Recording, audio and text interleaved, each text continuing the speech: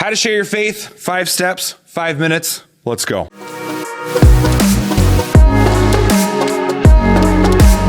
Hi, everybody. Wow, that was succinct. Okay, 5 steps.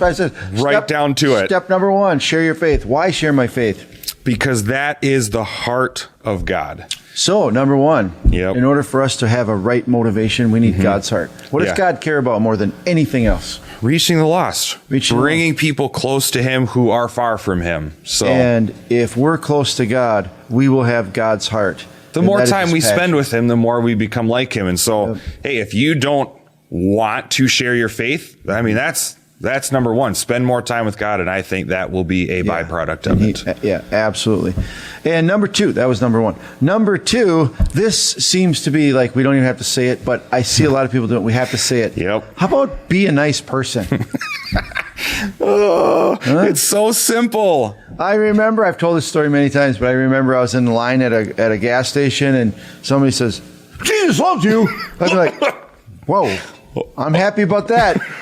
You know, Jesus loves you too. You should tell yourself that. Tell your face. If you're going to share your faith, obviously the heart of God, but do it, have something to share. Be pleasant, don't be so grumpy. And if you're an angry person, spend more time with God, okay?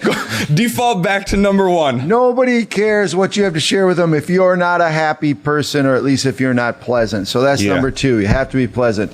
Definitely. And number 3, just stand on a street corner and blare it out. Good. Number 4.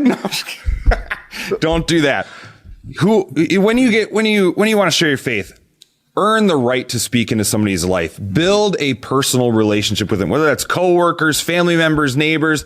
Don't just, I don't want to say it never works, but it is far less effective to just cold call. Go knock on someone's door. Go talk to a coworker that you've never said hi to before. And a level of relationship with people can be one from I just barely know them to a close friend. And every one of those you have to approach differently. You approach differently. You address them, but at least you have a relationship first that you can bring up a topic. Totally. Not just, "Hi, my name's Kevin. Do you know you're going to hell?" That's good news. Jesus came to save you. No. My favorite is when they don't say, "Hey, can I share some good news? You're going to hell."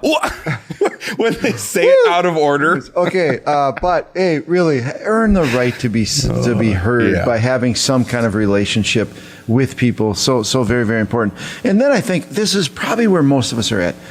Well, I don't know enough to tell people, like, I don't know everything about the Bible. I don't know everything about the Bible. What if they ask me a question about, well, who did Abel or Cain marry when he was? I don't know. So what's the solution to that? That we can all be effective. How can we be effective sharing with somebody our faith without knowing all the Bible?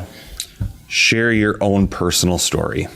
Nobody can refute your story. Yep. You don't need to know a bunch of biblical facts. You don't need to have a seminary degree. When you and I can just confidently share, this is what God's done in my life. And sometimes I don't even know why I have more peace. I just know that as I spend time with God, I have peace, or I know that he's made a difference in my finances, or whatever the story. Yep. But when you share your story, you know everything you need to know. Yep. Because it's your story. And nobody can tell you, no, that's not true. Well, you can argue with it, but that's true. I'm just sharing what I have experienced. This is what he's done in my life. Exactly. And then number 5, and what I think is really big, and we're going to build on this next week. Yep. Number 5 is invite. It's just so important to invite. We heard this years ago. Both of us heard this years ago by Bob Merritt, who just retired. And that is that most people come to know a personal relationship with God through in the crowd. The relationship, our story, being a nice person, having the heart of God, all these things are important in sharing our faith. But I think that final step, not that we can't pray with people and but invite them to church where there are other people who are doing the same thing. And it's just kind of like the big mo that that. Not only I think it's easier for people to make that decision to trust Jesus in a crowd. It can be a little, even if you have a really close relationship, it can be a little intimidating one-on-one. It's a personal thing that's But the crowd aspect, inviting people to church around other people, is also a much better environment for growth to continue to happen. You know, if you just pray with someone and then leave them alone, you don't ever follow up or how you doing? You spending time with God? Are you talking to him? Reading the Bible?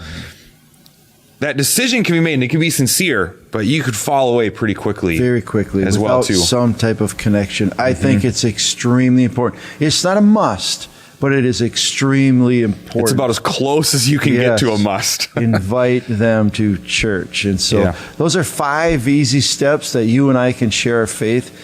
And I would just suggest this before we close out. Just talk to God about it first and say, God, I really do want everybody I know to experience a relationship with you today and forever. Help me to be more effective at it. Follow those 5 simple steps. Yep. Pray you have opportunities this week.